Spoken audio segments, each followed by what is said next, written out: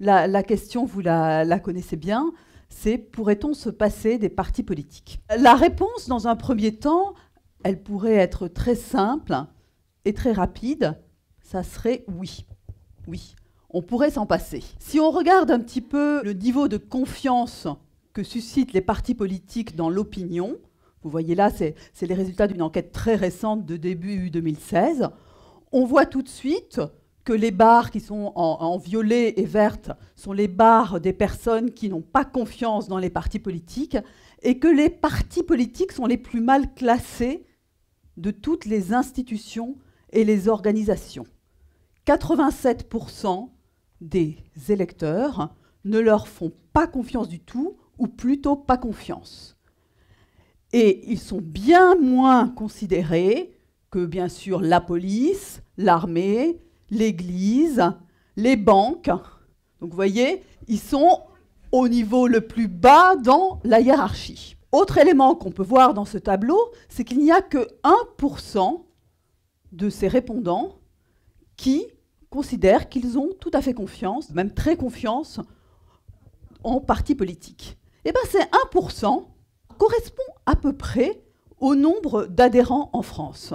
En France, il y a 1,5% d'adhérents des partis politiques. C'est un chiffre très bas. Et on pourrait considérer que c'est à peu près ces adhérents-là qui répondent qu'ils ont très confiance aux partis politiques.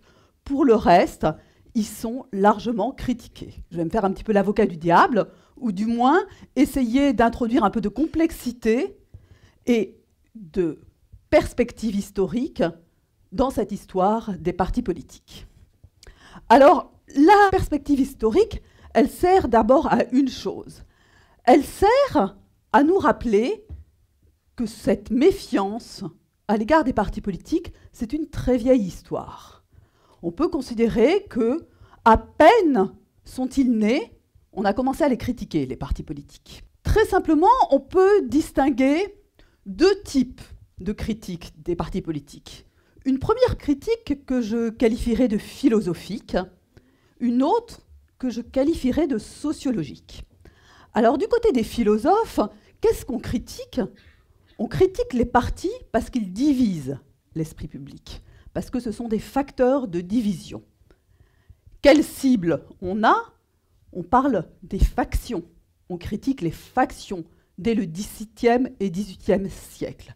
Qu'est-ce que mettent en avant les philosophes qui défendent les factions et les partis politiques?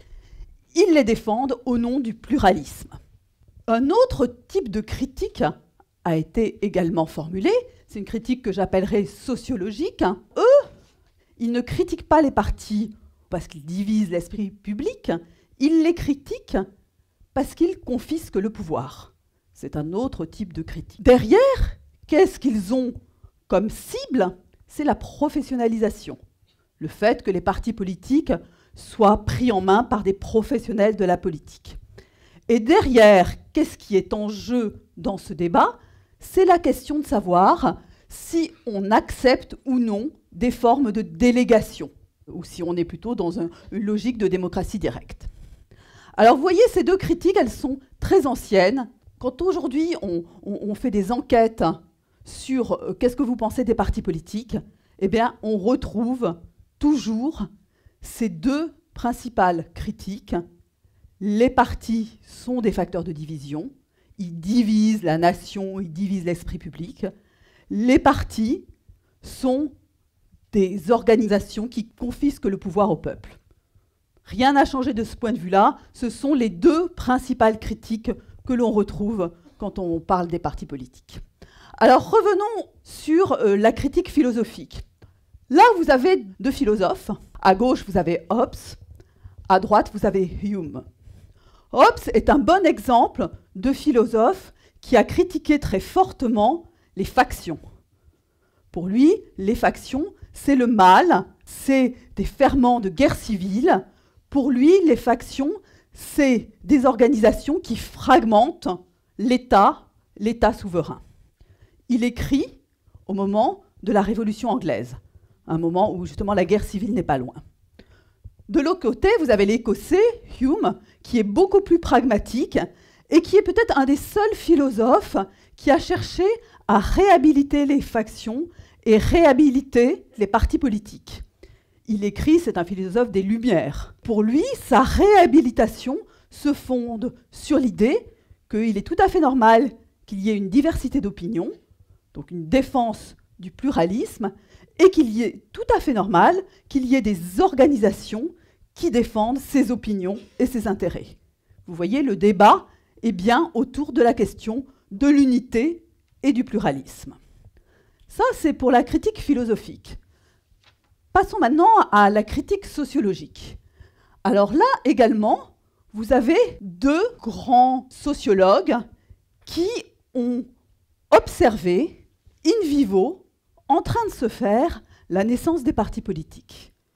Vous avez, à gauche, un Russe émigré en France et qui a observé la naissance des partis politiques en Grande-Bretagne et aux États-Unis. C'est Moïse Ostrogorski. Vous avez à droite un Italien qui a observé un des plus grands partis du début du XXe siècle, le Parti social-démocrate allemand. Et tous les deux, comme je vous le disais, sont très critiques. Ils développent une critique très virulente des partis politiques.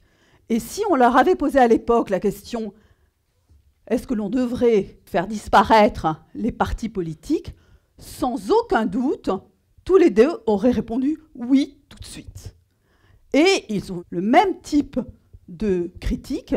Pour eux, le problème des partis politiques, c'est qu'ils secrètent une oligarchie qui monopolise le pouvoir entre ses mains.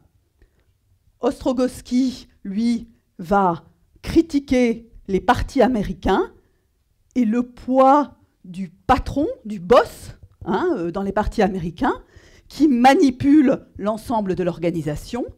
Et il va dire qu'il faut donc que les partis disparaissent, il faut trouver d'autres formes d'organisation. Et Michels est bien connu par le fait qu'il ait formulé la loi d'airain de l'oligarchie. Et ce qu'il critique, lui, ce n'est pas le patron, mais c'est la bureaucratie du Parti social-démocrate allemand, une bureaucratie qui, là aussi, confisque le pouvoir au détriment de ceux qu'elle est supposée représenter, c'est-à-dire les ouvriers, puisqu'il s'agit d'un parti à vocation de représentation des ouvriers. Donc vous voyez bien une critique très virulente, toujours d'actualité, et qui intervient dès la naissance des partis politiques. C'est ça qui est le plus intéressant. Ils ont écrit au début du XXe siècle, ils ont formulé et développé une critique très très forte. N'empêche que depuis le début du XXe siècle, les partis n'ont pas disparu. Les partis sont toujours là. Ils ont été critiqués, mais ils ont résisté. Donc une fois qu'on fait ce constat, on doit se poser la question suivante. Qu'est-ce qui explique leur résistance? À quoi servent-ils? Comment se fait-il qu'il n'ait pas disparu? C'est la deuxième question qui se pose de manière centrale. Et là aussi, le retour à l'histoire est intéressant. Parce que, en revenant à la naissance des partis politiques, on arrive à mieux saisir, je dirais, leurs fonctions ou leurs activités ou leur rôle dans le système politique. Comment sont-ils nés? Et en quoi la naissance, l'étude de la naissance des partis politiques peut nous permettre de comprendre leur résistance. Ils sont nés, comme l'a très bien dit et très bien formulé Max Weber, les partis sont des enfants de la démocratie, du suffrage universel et de la nécessité de recruter et d'organiser les masses. Les partis sont nés de la démocratisation, ça veut dire qu'ils sont nés de la massification, du fait qu'on est à un moment donné passé d'un suffrage censitaire à un suffrage universel masculin. Dans ce mouvement de massification, ils ont servi de manière très concrète à trois types d'activités. Première activité, les premiers embryons de partis politiques sont là pour inscrire les électeurs, pour simplement faire que des gens qui ne votaient pas s'inscrivent pour voter. Ce sont les premières particules élémentaires des partis politiques, ces chambres d'enregistrement. Ils sont là aussi pour trouver des candidats, pour aller chercher des candidats, ce sont les comités électoraux. Aux États-Unis, ce sont les caucus qui vont chercher des candidats. Et c'est là aussi le premier élément des partis. Ils sont là pour faire voter, mobiliser, aller les chercher chez eux avec des agents électoraux. Et pourquoi c'est important ? C'est important parce qu'on est passé du suffrage censitaire au suffrage universel masculin. On est sorti d'un système où toutes ces activités se faisaient par des relations personnelles. On est passé d'une ère de notables à une ère des partis. Et pourquoi le système pouvait être un système personnalisé, notabilisé ? Parce que, comme vous le voyez écrit ici, avant l'adoption du suffrage universel, les élus se faisaient élire par une centaine d'électeurs. Donc tout simplement, ils les connaissaient. C'était des relations personnelles et quelquefois des relations de domination sociale. Même si ces électeurs étaient des électeurs qui avaient payé le cens et payé les impôts, et donc c'était plutôt des électeurs riches, il y avait des relations entre notables et affiliés. Donc, l'inscription sur les listes, la mobilisation, elle se faisait à partir de ce système. Quand on change totalement d'échelle, on se trouve dans un système absolument différent et les partis sont une réponse à ce changement de système. Massification du suffrage, beaucoup d'électeurs qu'on ne connaît pas. Massification du suffrage veut dire aussi beaucoup de lecteurs des catégories populaires, beaucoup de lecteurs qui sont quelquefois illettrés, beaucoup de lecteurs qui sont très éloignés de la politique, et donc on a besoin d'une organisation pour arriver à les faire voter, et même avant, à les faire inscrire. C'est la raison d'être des partis politiques, cette mobilisation électorale, et je pense qu'il est important de le rappeler, parce que ça reste vrai. On ne peut pas totalement se passer des partis politiques dans le domaine électoral. Alors bien sûr, vous allez me dire, ils font de moins en moins bien leur activité, le taux d'abstention en est une preuve, mais ils gardent une sorte de monopole dans tout ce qui concerne la compétition électorale. Mobiliser, trouver des candidats, etc. Et ils ont ce territoire, ce monopole sur cette question. Le retour à l'histoire est quand même intéressant parce qu'il permet aussi, et je voudrais vous en dire un mot, de comprendre un peu la situation française. Vous savez, la France, je l'ai évoqué tout à l'heure, avec ses 1,5% d'adhérents aux partis politiques, est un des pays d'Europe où les partis sont les plus faibles. Comment expliquer cela ? Eh bien, une des explications, elle passe aussi par l'histoire. En effet, ce qui est important de savoir, c'est que l'introduction du suffrage universel en France s'est faite de manière très très soudaine.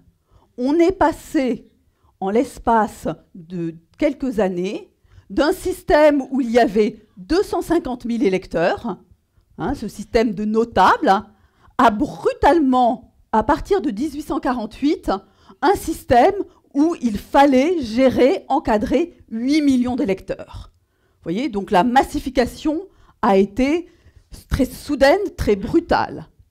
Et surtout, elle a très vite été détournée, puisqu'elle s'est passée en 1848, élection au suffrage universel masculin, et tout de suite après, on se trouve dans un régime autoritaire, la Seconde République, et donc tout l'apprentissage électoral s'est effectué dans un régime autoritaire où il n'y avait pas de liberté d'association, où il n'y avait pas de liberté d'expression, et tout cela a fortement retardé l'acclimatation des partis politiques en France. D'où cette raison, leur faiblesse, qui est historiquement explicable en France, et elle est d'autant plus explicable si l'on compare à d'autres pays, par exemple comme la Grande-Bretagne, où toute la démocratisation s'est faite de manière très graduelle. Les partis ont eu le temps, et la situation avec des lois qui étaient des lois plus libérales en matière d'association, de s'acclimater et de devenir des organisations centrales dans le système politique. Les partis, tels qu'ils ont été forgés par la démocratisation, ce sont des partis qui ont souvent pris la forme de partis de masse, qui s'opposaient aux partis de cadres. Je vous le rappelle, on avait d'un côté des partis de cadres qui étaient liés au suffrage censitaire, qui mettaient en avant, je vous l'ai dit, des relations clientélaires et personnalisées, et qui mobilisaient surtout des élites sociales et politiques. Et on est passé à des partis de masse qui, d'abord, étaient le produit du suffrage universel masculin puis féminin, mais surtout qui avaient deux caractérisations très importantes. La forme du parti de masse, c'était des structures qui étaient hiérarchisées, des structures qui étaient centrées autour de la figure du militant. Et le militant, vous le savez, d'un point de vue étymologique, vient du militaire, donc dans des partis qui étaient des partis hiérarchisés et disciplinés. Et l'autre caractéristique importante, c'est que ces partis de masse étaient, mais n'étaient pas seulement des organisations pour mobiliser électoralement, c'était aussi des organisations qui étaient là pour encadrer l'ensemble de la vie des adhérents. Ils étaient des partis d'intégration et de protection sociale. On disait que le Parti communiste encadrait ses adhérents du berceau au cercueil, mais les partis de masse ne sont pas seulement des partis de gauche. Vous avez dans d'autres pays que la France, et en particulier dans le nord de l'Europe, des partis démocrates chrétiens qui renvoyaient également à ce modèle de parti de masse fortement inscrit dans la société, fortement inscrit dans des cultures politiques particulières, là, des milieux chrétiens et catholiques. Alors, qu'en est-il de ce modèle de parti ? Et un des arguments que je voudrais soutenir ici, c'est quand on dit « est-ce qu'on pourrait se passer des partis politiques ?» Il faut tout de suite s'interroger « mais de quel parti politique parle-t-on ? De quelle forme de parti politique parle-t-on ?» Car l'histoire des partis politiques, c'est l'histoire de nombreuses métamorphoses. Il n'y a pas un modèle unique, il y en a plusieurs. Je ne vais pas tous les dérouler, mais je vais m'attarder un peu sur ce modèle de parti de masse pour vous montrer qu'il n'a jamais été immuable et qu'il n'a pas disparu, mais qu'il s'est transformé. Alors, première question, première évolution, je vous le disais, le parti de masse, c'est un modèle d'intégration sociale. Est-ce que c'est toujours le cas ? Est-ce que c'est toujours possible dans notre société ? Est-ce qu'il n'y a pas des transformations sociales qui ont affaibli ce rôle d'intégration sociale des partis politiques ? Alors là, vous avez une belle photo, on imagine, d'enfants, d'adhérents d'un parti politique qui partent en colonie de vacances, et on en voit moins. Pourquoi c'est moins le cas ? Parce que, progressivement, dans les pays d'Europe, s'est mis en place l'État-providence. Et un ensemble de fonctions que prenaient en charge les partis politiques ont été transférées à l'État. Par exemple, des questions de mutuelles, d'assurance sociale. Il y avait avant des mutuelles ouvrières qui étaient liées à des partis politiques, des questions de loisirs. Il y avait des maisons du peuple où on venait occuper ses loisirs. Il y avait des colonies de vacances. Tout cela, c'était de l'intégration sociale des partis politiques. Et tout cela s'est vidé un peu de son sens avec l'établissement de politiques sociales, de sécurité sociale, de politiques de loisirs, etc. D'un certain point de vue, on pourrait dire que les partis sociodémocrates et ouvriers ont été victimes de leur succès. Ils se sont battus pour mettre en place des politiques sociales et des protections des catégories populaires. Et à partir du moment où ils ont réussi à mettre en place ces politiques, ils ont été un peu vidés de leur raison d'être en termes d'intégration sociale. Deuxième élément, c'est la question de la hausse du niveau d'éducation et de la transformation des moyens de communication. Le parti politique, jusqu'au début du XXe siècle, c'est aussi une organisation d'éducation populaire. C'est aussi un endroit où l'on se forme, on lit le journal, on assiste à des conférences, en particulier, bien sûr, dans le cas des partis sociodémocrates ou communistes, dans le cas français, mais également aussi dans les partis démocrates chrétiens. À partir du moment où le niveau d'éducation augmente, où la durée de la scolarité augmente, ce rôle des partis politiques s'affaiblit également. Et c'est d'autant plus évident si l'on voit la transformation des moyens de communication. Avec d'autres moyens de communication, la radio, la télévision, Internet, on ne va plus faire son opinion en lisant le journal du parti. On a bien d'autres moyens de se faire son opinion et on peut individualiser beaucoup plus son rapport à l'information.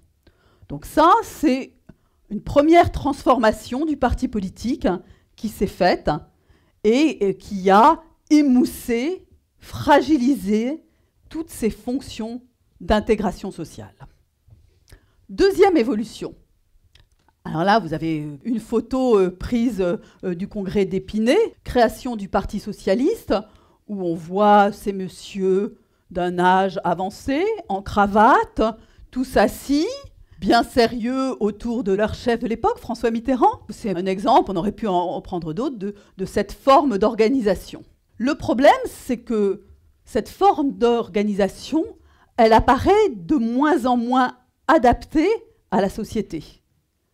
On constate, et toutes les enquêtes nous le montrent, qu'il y a une transformation des valeurs sur le long terme, transformation des valeurs qui conduit à mettre beaucoup plus l'accent maintenant sur l'expression individuelle, qui conduit aussi à remettre en cause des formes d'encadrement autoritaire. Et donc, toute cette organisation fondée, comme je vous le disais tout à l'heure, sur une forme de hiérarchie, de discipline de parti et de délégation à un chef, est moins adaptée à des nouvelles générations qui ont trouvé que cette forme-là ne correspond pas du tout à leurs attentes. Les jeunes générations trouvent que les partis politiques ne correspondent pas à leurs attentes. Alors là, vous avez des cas exceptionnels, il y en a peut-être dans la salle, qui sont les quelques jeunes qui sont adhérents d'un parti politique. Comme les enquêtes le montrent, ils doivent plutôt essayer de se justifier auprès de leurs camarades de leur génération, tellement ils sont bizarres, déviants, extraordinaires, et il faut qu'ils s'expliquent comment ils peuvent être adhérents d'un parti politique. Parce qu'en réalité, la norme, ce n'est pas cela. Alors là, vous avez un graphique qui mesure la proximité à un parti politique. Les lignes que vous voyez, bleues, rouges, vertes, ce sont des lignes de cohorte. C'est-à-dire que c'est des groupes qui sont définis par leur année de naissance. Et puis vous avez l'évolution de 1989 à 2014. Le graphe, il nous montre d'abord que les lignes les plus hautes, la bleue, la rouge, ce sont des lignes qui renvoient aux cohortes les plus âgées. Ceux qui se sentent les plus proches d'un parti politique, ce sont les générations les plus anciennes. En revanche, ceux qui se sentent les moins proches, ce sont les générations les plus jeunes qui vont se politiser en dehors des partis politiques. Si on regarde les deux lignes les plus hautes, il n'y a pas un mouvement très clair de distance vis-à-vis des partis politiques avec l'âge. Il y a une petite baisse, vous allez voir, on va en reparler, mais il n'y a pas l'idée qu'on va être de plus en plus distant des partis politiques en vieillissant, n'est pas vrai. On se forge son rapport aux partis politiques à un âge souvent d'entrée dans la vie active, et on reste, pour l'essentiel, proche du parti. Il n'y a pas d'effondrement avec l'âge. Et puis, qu'est-ce que nous montre troisièmement ce graphe? C'est qu'il y a quand même des effets de période. Vous voyez, toutes les lignes montent à un moment donné et redescendent à un moment donné, quelle que soit la cohorte. Et quand on regarde les mouvements où ça monte, on se rend compte que la proximité au parti politique, elle est montée durant la période sarkozyste, entre 2004 et après 2009. Donc ça veut dire qu'il y a quand même des variations.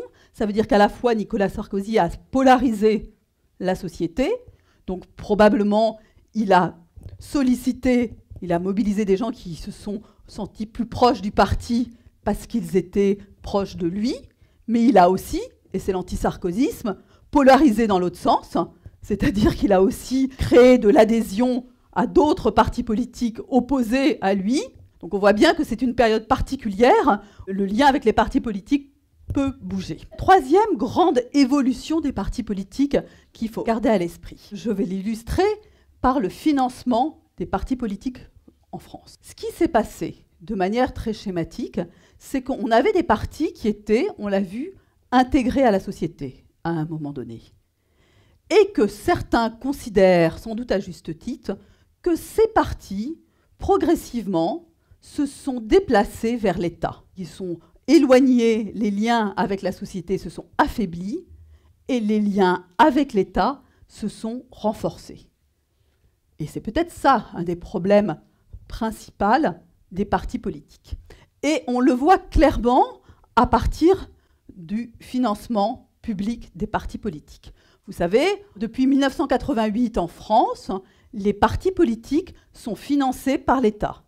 Vous tous, nous tous, en tant que contribuables, on finance tous ces partis politiques. Alors si on regarde un graphique qui récapitule en fait la répartition budgétaire des partis politiques, le Parti socialiste, l'UMP et les Républicains, le Parti communiste, le Front national, les Verts et le Parti de gauche. En bleu, vous avez les cotisations des adhérents dans le budget de chacun des partis. Soyons clairs, ils n'ont pas le même budget. Le Parti socialiste et l'UMP ont beaucoup plus d'argent que les autres. Mais là, je parle que de répartition. Donc vous avez en bleu la part des cotisations. En rouge, vous avez la part des cotisations des élus. Vous savez, les élus d'un parti peuvent reverser une partie de leur indemnité à l'organisation. En général, les partis de gauche demandent à leurs élus de reverser une grosse part. C'est beaucoup moins le cas pour les partis de droite. En vert, vous avez les dons qui sont très réglementés en France. Et en violet, vous avez la part du financement public. On voit que les cotisations des membres, sauf quelques exceptions, sont très minoritaires. Ça, c'est déjà un signe, en fait, de relâchement de l'inscription des partis dans la société. Ils comptent moins sur leurs adhérents. Mais surtout, on voit que la part de l'État est absolument centrale. Et elle est encore plus centrale que vous ne pouvez penser. Parce qu'en fait, la cotisation des élus, c'est une sorte de financement public indirect. Les élus, ils ont une indemnité parlementaire qui est payée par l'État. Et donc, quand ils reversent une partie de cette indemnité parlementaire à leur organisation, ils reversent indirectement des subsides qui ont été alloués par l'État. Donc si on additionne la part du financement public et la part des reversements des élus, on se rend compte que les partis politiques sont largement adossés, imbriqués dans l'État. Et c'est peut-être aussi un des problèmes de l'évolution des partis politiques. Comment améliorer les choses ? Peut-être on ne peut pas s'en passer complètement des partis politiques. En tout cas, on ne peut pas s'en passer du point de vue des élections, de l'encadrement des élections, de la mobilisation, de la sélection des candidats. Il reste quand même des organisations centrales dans ce domaine. Mais il est clair que ça ne fonctionne pas bien, qu'ils sont des organisations qui sont largement coupées de la société, on l'a vu, et qu'ils sont des organisations dont on peut dire qu'ils sont un petit peu auto-centrées. Comment on peut un petit peu améliorer les choses ? Alors je vais vous donner 3 pistes à discuter qui peuvent conduire un peu à améliorer les choses, non pas à se débarrasser des partis politiques, mais peut-être à les transformer.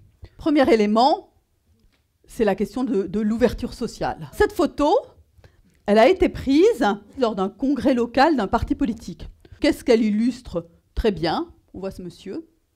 C'est que les adhérents d'un parti politique, ce sont des hommes, rarement des femmes, ce sont des hommes âgés et ce sont des hommes diplômés, plus diplômés que la moyenne.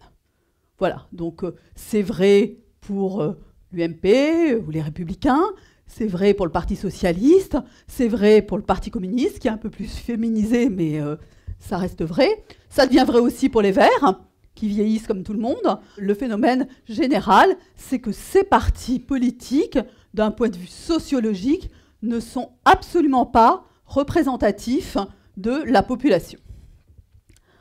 Alors, un espoir a été mis dans les primaires. Beaucoup se sont dit c'est un bon moyen d'élargir la base des partis politiques, d'avoir recours à ces primaires. Le problème, c'est que si on regarde les primaires socialistes de 2012 ou si on regarde actuellement les enquêtes qui sont faites sur les potentiels électeurs des primaires de la droite à l'automne prochain, ces enquêtes nous montrent que les personnes qui votent lors des primaires, celles qui ont voté aux primaires socialistes, celles qui disent qu'elles vont voter prochainement aux primaires de la droite, sont encore plus masculines, encore plus âgées et encore plus diplômées. Donc il y a plus de monde, mais ce biais sociologique n'est absolument pas réduit. Ça ne paraît pas une solution directe, en fait, de ce problème de représentativité. Deuxième point où il y a des marges de progression, c'est la question de la professionnalisation. C'est-à-dire que ces partis sont des organisations de plus en plus professionnalisées. Alors, il y a deux sens que l'on peut donner à la notion de professionnalisation. Alors, le premier sens, c'est de dire qu'ils sont professionnalisés parce qu'ils sont dirigés par des professionnels de la politique. Ils sont dirigés par des personnes qui ont toujours fait ce métier de politicien. Et on a plein d'exemples. Manuel Valls est un exemple. Nicolas Sarkozy est un exemple. Ce sont des gens qui, depuis qu'ils ont 20 ans, ont toujours gravité dans le milieu politique, qui ont fait une carrière dans le parti et dans le milieu politique. Et évidemment, on le voit très très bien, parmi les adhérents des partis politiques, si on enlève les élus locaux, si on enlève les collaborateurs d'élus, si on enlève tous les gens qui gravitent autour du milieu politique, eh ben, ces 1,5% dont je vous parlais se réduisent encore comme peau de chagrin. Peut-être que la loi de 2014 sur la réduction du cumul des mandats va aller dans un sens qui permettra d'aérer un tout petit peu ce monde, mais elle reste très modeste. Elle reste très modeste et elle ne va pas transformer totalement ce recrutement. Et puis professionnalisation, dans la littérature de sciences politiques, ça veut dire aussi que les partis deviennent des entreprises. C'est un candidat local, et donc on voit bien qu'il est entouré par plein de professionnels de la communication. Et quand on regarde les partis politiques, pas simplement les partis français, mais tous les partis, on se rend compte qu'il y a de plus en plus d'imbrication entre ces organisations et des officines de communication politique, que les gens circulent dans ces différentes arènes, que les gens se connaissent et qu'il y a une sorte d'imbrication entre le marché de la communication politique et les partis. L'affaire Big Malion est de ce point de vue un exemple très significatif de ces formes d'imbrication. Et là aussi, c'est un problème. Et le problème n'a pas été résolu avec la limitation des dépenses de campagne. On a en France une législation assez sévère sur les dépenses de campagne par rapport à d'autres pays. Et ça n'empêche qu'on a des organisations, en tout cas les partis qui dominent pour le moment, qui sont très dépensières et très imbriquées dans des secteurs professionnels de la communication. Dernier point, c'est que l'on constate aujourd'hui, c'est qu'il n'y a pas une baisse de la politisation des Français dans son ensemble. Il y a une baisse d'un type de participation tournée vers les élites, type de participation encadrée par les partis politiques.